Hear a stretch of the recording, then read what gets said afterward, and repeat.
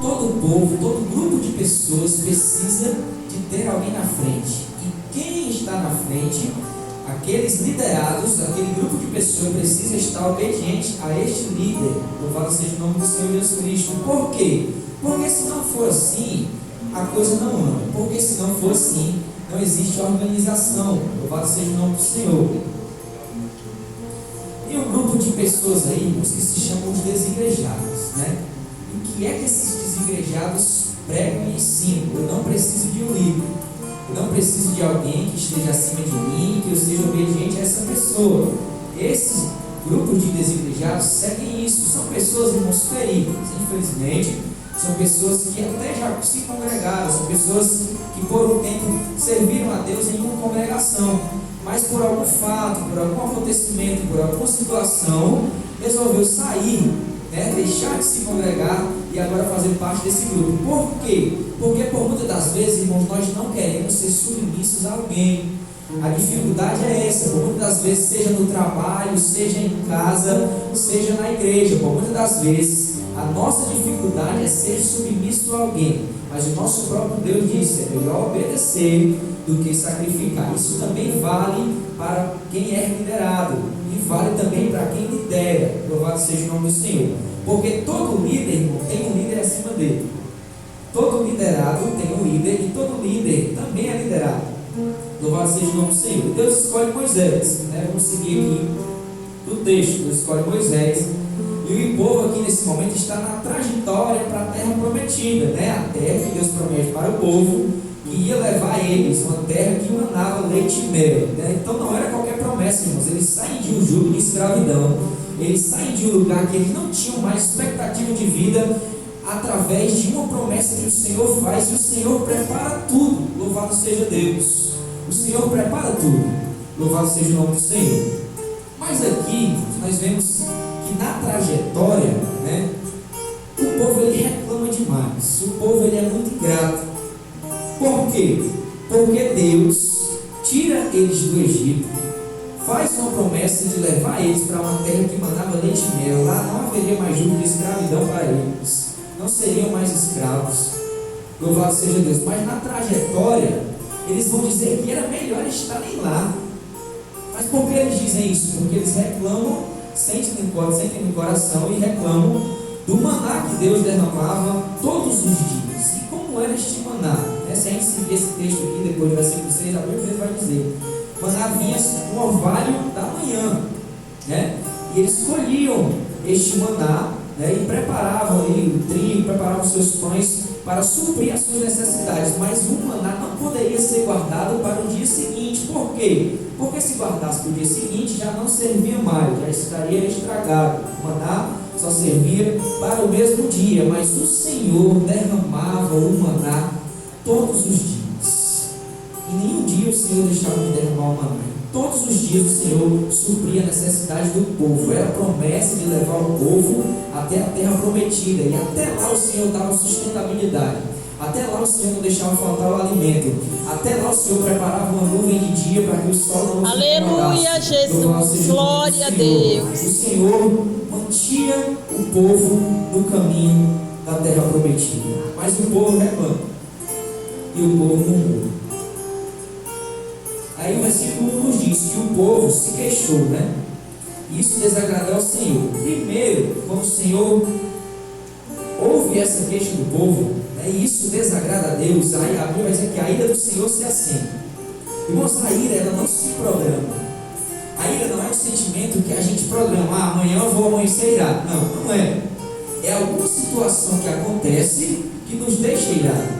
É algo imprevisível que acontece que nos desperta a ira. E com Deus não é diferente. Quando o povo se desagrada e o povo se queixa, isso desagrada ao Senhor.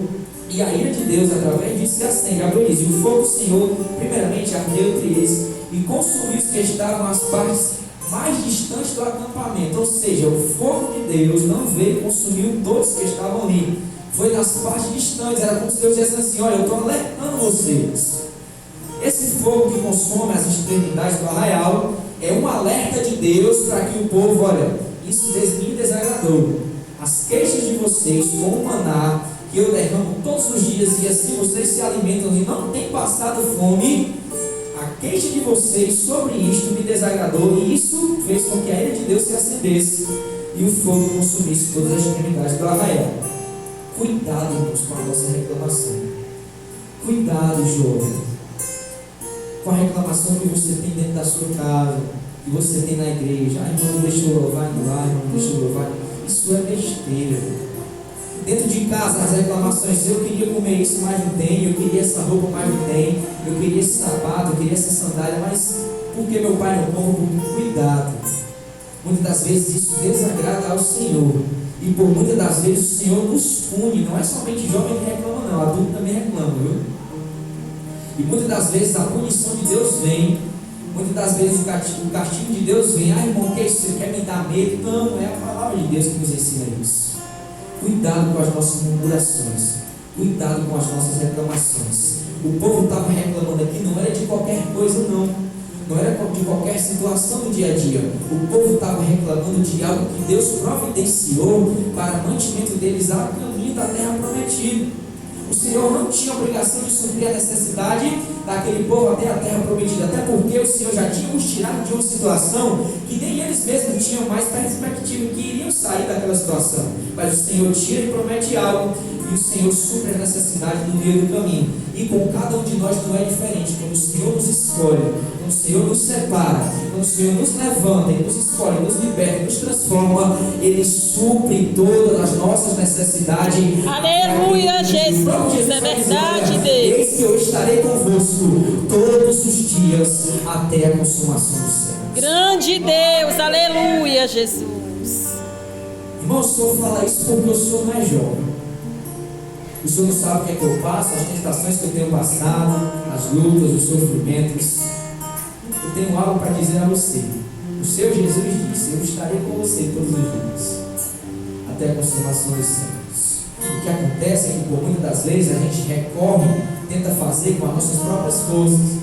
A gente tenta fazer com os nossos próprios recursos, mas Jesus está lá. Eu estou pronto para resolver essa situação. Eu estou pronto para resolver este problema, mas nós queremos resolver do nosso jeito, nós queremos resolver da nossa maneira, mas Jesus sempre está lá. Louvado seja o nome do Senhor. Aí o povo, depois que acontece isso, né, que o fogo do Senhor, né, ele arde nas extremidades do arraial, o povo agora vai clamar a Moisés. O líder Moisés, que não tinha nada a ver com a história, mas era o líder, estava lá. Para você que é líder, está aqui nessa noite, por muitas das vezes os seus liderados lhe colocam em uma situação que você não tem nada a ver, mas você tem que resolver o problema, mas você tem que solucionar o problema. Por quê? Porque o líder é levantado para isso. O líder é levantado para resolver situações. O líder é levantado para conduzir. O líder é levantado para instruir. O líder é levantado para alertar. Louvado seja o nome do Senhor. E agora o povo vai clamar a Moisés. A Bíblia diz assim: e o povo, e ele continua dizendo: e ele chamou aquele lugar de Taberá, porque o fogo do Senhor acendeu entre eles. Agora é onde eu quero frisar mais nessa noite, esse versículo que a gente vai chegar agora. Olha o que é que diz o versículo 4. E no meio deles havia alguns estrangeiros que sentiam um anseio. Quem é esses estrangeiros? Quando o povo é escolhido, o povo de Israel é escolhido para sair do Egito, na trajetória, no caminho, pessoas se encontram com eles. Pessoas na trajetória do caminho e pessoas também que saem do Egito não são israelitas, não são hebreus. É um povo estranho, é um povo diferente, é um povo de outra terra. Não era a promessa de Deus para aquele povo, mas o povo vai, esse povo vai também. É por isso que ele vai frisar: mas os estrangeiros sentiram um anseio. E o que é que eu quero aplicar essa noite para você, jovem? Cuidado com quem você ama. Cuidado com quem você está ouvindo conselhos. Cuidado, muito cuidado. É o que eu falei no início aqui. Talvez cada um aqui tenha desejos de fazer coisas que não agradam a Deus. Todos nós temos esses desejos. E por muitas das vezes alguém que está lá fora, que não segue os nossos princípios, que não tem os nossos costumes, que que não faz aquilo que nós procuramos fazer para agradar ao nosso Deus, tem nos dado conselhos e dizendo assim, ó, é normal, é aí que está o perigo. O que tem tomado a geração nos dias de hoje é o nada a ver. Irmão, nada a ver. Irmão, é normal. Irmão, vivemos no século XXI, é normal, nada a ver. Cuidado, muito cuidado. Eu quero alertar cada um de vocês nessa noite, porque eu sei que vocês têm amizade lá fora. Se não todos, alguns aqui estudam ainda, alguns frequentam a escola, e eu tenho a certeza que na sala de aula de vocês, todos os seus colegas não são cristãos, tenho certeza disso. Ou são? Alguém tem amigo aqui que não é cristão? Quem tem amigo aqui que não é cristão, levanta a mão. Todo mundo. Por quê? Jesus vai dizer assim, ó, eu escolhi vocês, né? Vocês estão no mundo, mas vocês não são do mundo. Você foi chamado, jovem, para influenciar. Você não foi chamado para ser influenciado. Você foi chamado para atrair pessoas para Cristo. Você não foi chamado para ser atraído por alguém para ir lá para fora. Muitos têm caído nisso. Muitos têm se corrompido por causa disso. Têm ouvido conselhos que não são conselhos que Deus quer para você. E muitos têm se distanciado por conta disso. Têm seguido os ensinamentos, têm seguido conselhos de ídolos. E a Bíblia nos diz lá no Salmo 1. O que é que a Bíblia diz lá no Salmo 1? Quem pode citar aqui nessa noite? Que a Bíblia diz, Salmo 1, versículo 1.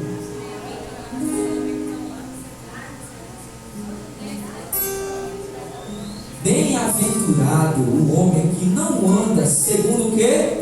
O conselho. Eu tenho uma certeza, jovem, que todos vocês que se congregam, que fazem parte de um conjunto, que frequentam uma igreja, vocês têm alguém que vocês podem chegar a todo momento e dizer, eu quero conversar, eu quero conselho, eu quero ajuda. Eu tenho a certeza que vocês têm alguém próximos, mais velhos do que vocês, mais experientes, pessoas que lideram, ou próximos mesmo que são cristãos, que pode dar um conselho. Eu tenho certeza que tem. Então não é motivo para nenhum de nós estarmos lá fora pedindo conselho ao ímpio, que não segue nossos princípios, e que para ele o pecado não o incomoda, que para ele o pecado não faz separação entre ele e Deus. Por quê? Porque ele ainda não conheceu a verdade. E para ele o pecado é normal, mas para nós não. Para nós o pecado, ele nos faz separação entre nós e o nosso Deus. Para nós o pecado, ele nos fere. Para nós o pecado, ele nos deixa mancha. Para nós o nosso pecado, ele nos faz entristecer o Espírito Santo que habita dentro de cada um de nós. Então cuidado, jovem. Muito cuidado. Aleluia. Vai dizer, ó, e no meio deles havia alguns estrangeiros que sentiram anseio. Quem sentiu anseio? Os estrangeiros. Aí depois diz assim, ó, tem uma vírgula, diz assim, ó, e os filhos de Israel também choraram outra vez. Vou dizer de novo, e os filhos de Israel também choraram outra vez. Foram influenciados.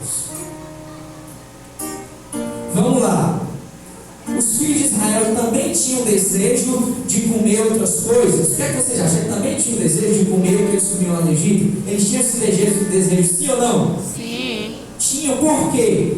Era maná todo dia. Era o mesmo alimento todo dia. Era derramado o mesmo alimento todo dia. Quem aqui já comeu ovo 15 dias aí? Na prova em casa. Quase todo mundo, né? E quem não sente desejo, como eu queria um frango, como eu queria uma carne, quem não sente esse desejo, sente. Mas qual é a diferença? Muitos desejos que nós sentimos, nós não podemos colocar isto para fora, mas nós devemos pedir forças ao nosso Deus para que nós possamos suportar estes desejos. Aleluia, Jesus. O pecado, por muitas das vezes, é um desejo desenfreado, que a gente não consegue controlar. Mas nós temos algo que o mundo não tem. O que é? Que eu acabei de falar, o Espírito Santo de Deus, que habita dentro de cada um de nós. Grande Ele nos Deus, convence aleluia. do pecado, da justiça e do juízo. Todos nós aqui, irmãos, nenhum é santo mais do que o outro. Então, todos iguais diante de Deus. Mas nós temos sim desejos que nos faz querer sair da presença de Deus, que nos faz querer sentir, para que nós possamos se distanciar de Deus, para que nós possamos tornar esse desejo ao ato, e ao ato o pecado. E o pecado nos faz separação entre Deus. O povo de Israel é influenciado. Louvado seja o nome do Senhor. Aí eles vão dizer, quem nos dará carne para comer? Nós nos lembramos, olha aí, dos peixes que comiam livremente no Egito, e os pepinos, e os melões, e os alhos povos, e as cebolas e os alhos. Mas agora a nossa alma está seca. Olha o que eles vão dizer: não há nada além deste maná. Isso aqui é desprezar o que Deus providenciou para ele.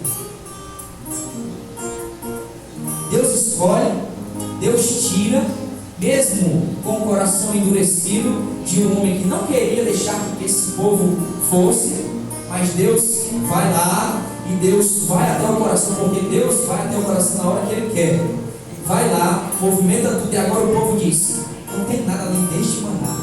Ainda vai dizer assim, como se lembraram do que comiam lá no Egito, quando eles estavam em situação em que ninguém podia libertá-los, ninguém podia tirá-los, a não ser o Deus Todo-Poderoso. Agora eles vão reclamar deste maná, mas por influência de alguém, do povo estrangeiro que estava ali no meio. Cuidado com o bando. Algumas traduções vai dizer: e o bando anseou, o bando. Cuidado com este bando, cuidado com as suas amizades, cuidado com quem você tem andado, muito cuidado. Paulo já dizia lá em 1 Coríntios capítulo 15, versículo 33, ele dizia assim, não vos deixe enganar, não vos engane. As más conversações corrompem os bons costumes. Cuidado, jovens. Cuidado com o que você tem conversado, com o que tem saído da sua boca, com o que você tem falado com quem não conhece ainda a Cristo. Com quem não conhece a Cristo, o que nós devemos fazer é atrair essas pessoas para Cristo, através até do seu testemunho. Às vezes a gente não abre nem a boca, mas alguém olha e diz: um dia eu quero ser como esta jovem, um dia eu quero ser como este jovem, porque este jovem dá testemunho. Porque aleluia, Jesus. Muitas vezes não precisa nem abrir a boca, só o seu testemunho impacta vidas e as atrai para Cristo. E isso é motivo de glorificar o nome do Senhor. Aleluia! Isso é motivo de exaltar o nome do Senhor. Aleluia, Jesus. Glória. Somente Deus liberta o homem e faz o homem dar esse testemunho. O homem que se por si só, o homem com suas próprias forças não consegue ter mudança de vida, não consegue se libertar. Há aí casas de recuperação, para tirar das drogas, isso e aquilo outro, mas o homem não consegue libertação, o homem não consegue transformação de vida se não for o Espírito Santo que opera no seu coração. Não consegue. Jesus. Aí nós temos exemplo na própria Bíblia de pessoas que foram influenciadas, de pessoas que não influenciaram, mas se deixaram influenciar por alguém. E nós temos lá em Gênesis um dos primeiros acontecimentos da história da humanidade. Quem influencia ele?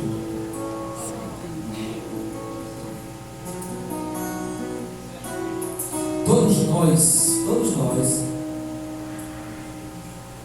temos, durante a nossa trajetória, pessoas que tentam nos distanciar da presença de Deus. Todos nós temos. Durante a nossa caminhada cristã, todos nós temos pessoas que tentam nos distanciar da presença de Deus. Temos. Todos nós. Se você já até hoje não teve, um dia você terá. E você precisa estar preparado para isso. Por que os jovens são bombardeados? Por que os jovens são todos os dias bombardeados? E o foco maior desse bombardeio é tirar você da presença de Deus. Não há outro foco. O objetivo maior de você ser bombardeado pelas tentações, pelas provações, por aquilo que o inimigo muitas vezes cria uma situação, é para lhe distanciar da presença do Senhor. Por quê? Porque Deus sabe do quanto vocês podem ser usados na presença dele. Deus sabe Aleluia, Jesus. o porquê que ele Glória. escolheu cada um de vocês. Nós sabemos do hoje, nós sabemos do agora. Daqui a 10 minutos nós não sabemos o que vai acontecer. Daqui para amanhã nós não sabemos o que vai acontecer. Mas o nosso Deus já está lá na frente, Ele é atemporal. Aleluia, Jesus. Glória a Deus. O que Deus. vai acontecer, louvado seja o nome do Senhor. Mas o inimigo está disposto a estragar todos os planos que Deus tem para cada um de nós. O inimigo está disposto a isso. Cabe a cada um de nós nos colocarmos na nossa posição, nos colocarmos na posição que Deus quer que nós estejamos, para que Ele possa nos usar da maneira que Ele quer nos usar. Ninguém aqui foi chamado somente para vir para a igreja, sentar numa cadeira e ir para casa. Vir para a igreja, sentar numa cadeira. Não, a igreja não foi chamada para isso. A igreja foi chamada Aleluia, Jesus. Glória a Deus. Santo, santo é o Senhor dos Exércitos. Aleluia, Jesus. Glória a Deus. Vem, Santo Jesus. Aleluia. Eva é influenciada. E Eva já tinha o desejo? Tinha. Porque nós, seres humanos, nós somos assim. Nós, por muitas vezes, queremos experimentar algo novo. Eu nunca fiz isso, eu tenho tanta vontade de fazer. Quem não é assim? Eu nunca fiz isso aqui, eu tenho tanta vontade de fazer isso, nunca fiz. Cuidado com isso também. O pecado tem se alastrado, irmãos, porque as pessoas não têm sentido mais que isso nos faz mal. O pecado tem se alastrado na humanidade porque as pessoas acham que isso não as incomoda mais, se tornou algo normal. Mas quem tem o Espírito Santo de Deus, esse é incomodado.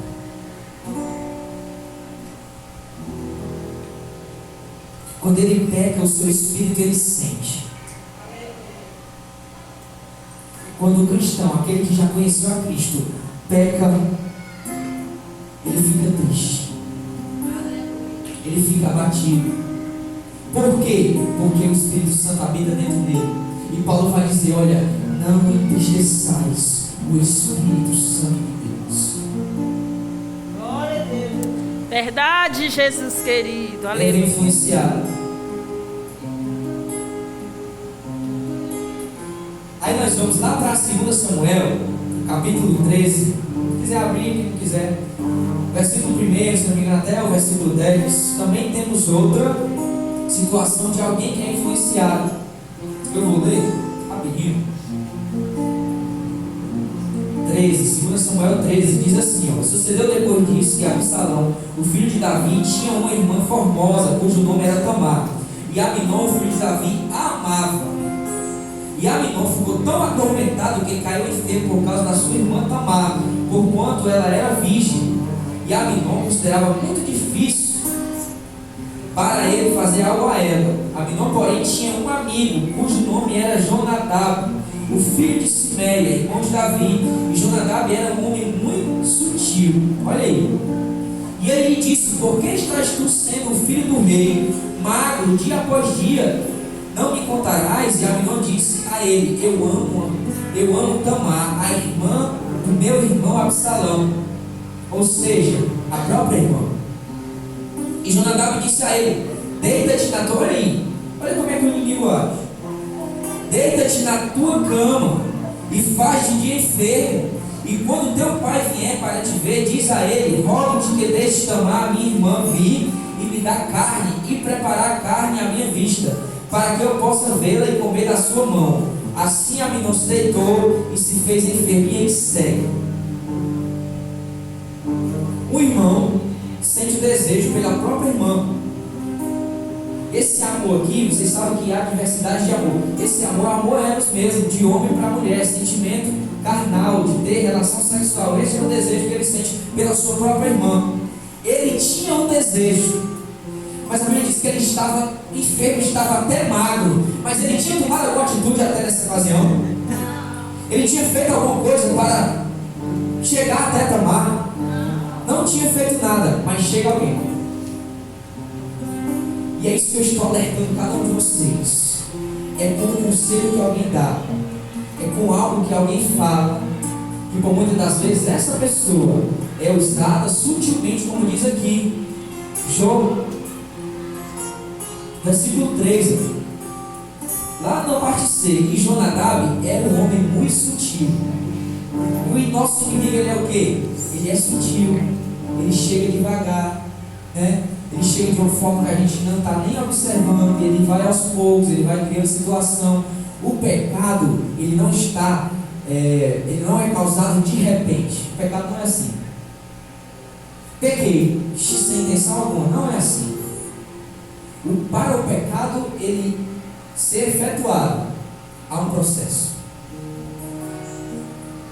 Certos tipos de pecado, para ele chegar-se ao ato e se tornar realmente pecado, o ato, há um processo. E este primo, ele era primo de Aminon.